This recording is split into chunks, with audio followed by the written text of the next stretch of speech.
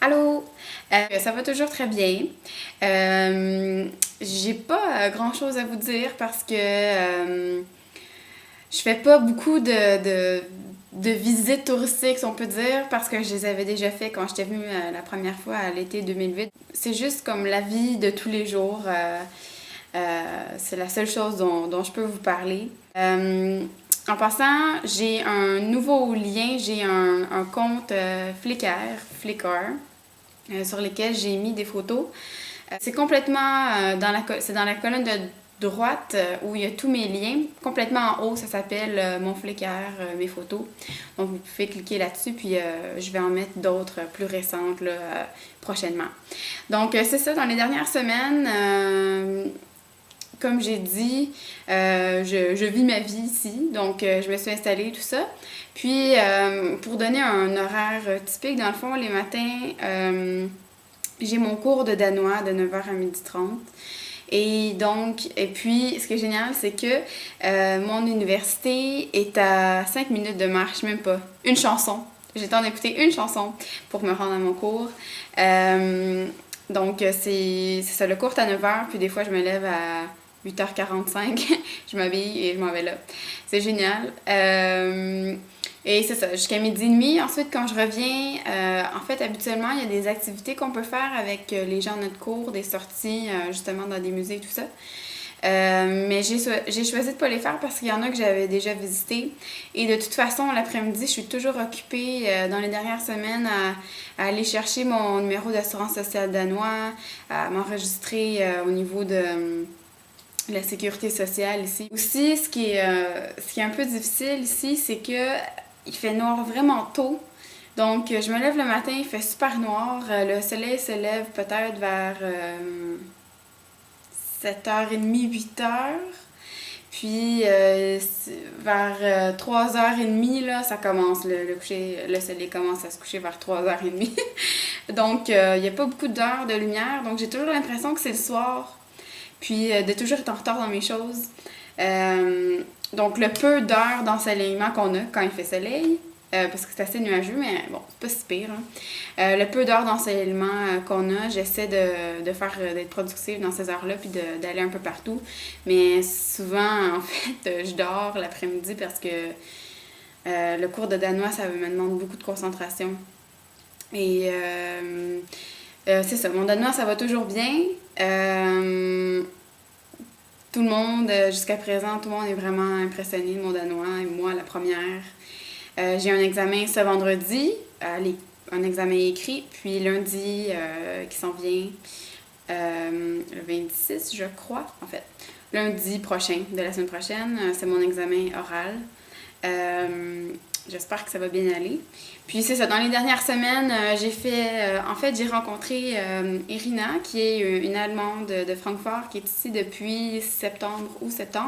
Et elle avait étudié à McGill l'été dernier. Puis en fait, c'est elle qui m'avait trouvé sur Internet. Elle avait vu que je venais de McGill, puis j'allais à Copenhague. Donc on s'était parlé depuis tout ce temps-là, puis on s'est rencontrés la première fois mardi dernier. On est allé prendre un café, c'est la première fois qu'on se rencontrait, puis ça a tout de suite cliqué. Donc, je suis vraiment contente parce que ça me fait une bonne amie ici. On se voit souvent, puis on est tout de suite devenus vraiment proches. Donc, ça, c'est vraiment le fun. Puis, c'est sûr que de par l'entremise d'Irina, j'ai connu beaucoup d'autres Allemands, donc j'ai beaucoup d'amis allemande. Puis aussi, je passe quand même pas mal de temps avec les gens de ma classe. On est vraiment une belle classe.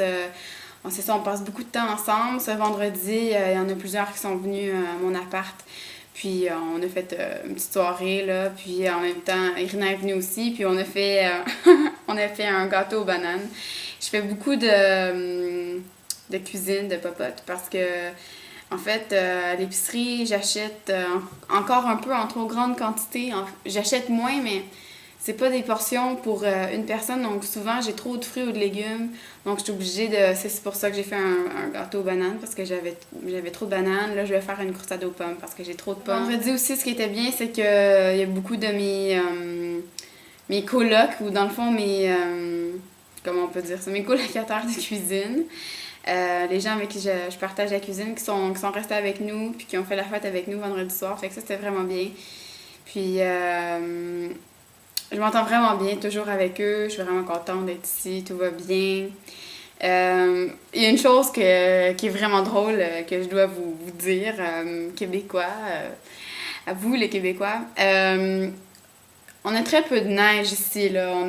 Il y en a, des fois c'est blanc sur le gazon, mais c'est tout. Il y a pratiquement pas d'accumulation. Il fait peut-être -5, -10, gros maximum. C'est l'hiver le plus froid en 40 ans. C'est ce que je me suis fait dire. Et moi, je trouve ça un peu ridicule. Tout le monde n'arrête pas de dire « Oh mon Dieu, il fait froid! » Peut-être parce que je suis bien habillée. J'ai mon manteau en duvet que je porte au Québec. Donc, c'est sûr que je suis bien habillée ici. J'ai mes gants, j'ai mon gros bonnet blanc en fourrure. Mais de là à dire qu'il fait froid puis à s'empêcher de sortir, non.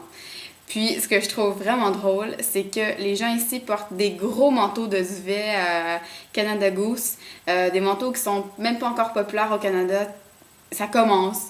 Il y en a de plus en plus, j'en vois de plus en plus sur le campus de McGill, mais donc, ils portent des gros manteaux de duvet avec le gros col de fourrure ici comme ça et les grosses bottes de ski, peu importe, Sorel, les bottes qu'on portait quand on était petit et qu'on déteste porter maintenant parce qu'on les trouve tellement laides.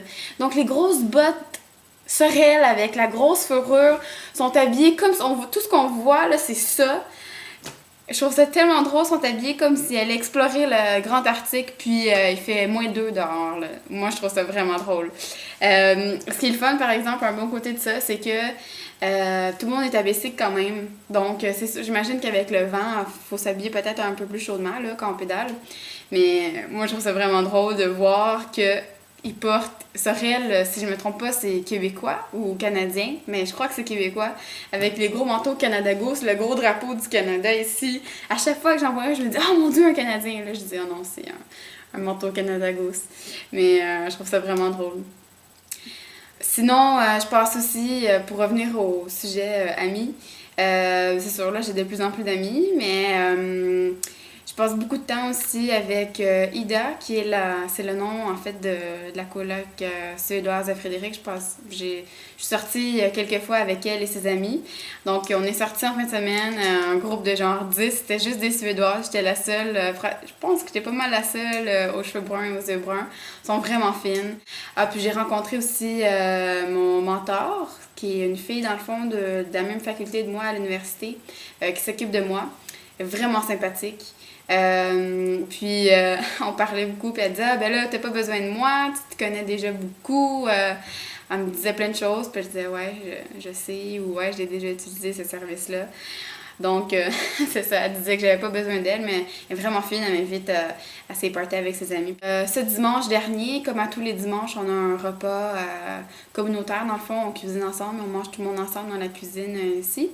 On a décidé cette semaine qu'on faisait un brunch et que c'était moi qui étais le chef. Donc, parce qu'on avait envie de manger des crêpes ou je sais pas trop quoi. Donc, on a fait un méga brunch. Je vais mettre des photos. C'était délicieux. On avait des crêpes, on avait des smoothies, des favolards, de l'omelette, du bacon, des petites saucisses à cocktail qui sont délicieuses, qui goûtent totalement différentes de ce qu'on a au Québec, mais qui étaient délicieuses. Qu'est-ce qu'on avait d'autre? On avait tellement de bouffe, on était 8, je pense qu'on avait peut-être fait de la bouffe pour 20 personnes et on est resté on a rebrunché le soir même. Mais les gens avec qui je partage la cuisine sont vraiment contents que je fasse des efforts, puis souvent je vais leur demander comment on dit ça. Tout le monde me dit que ma prononciation en danois est vraiment bonne.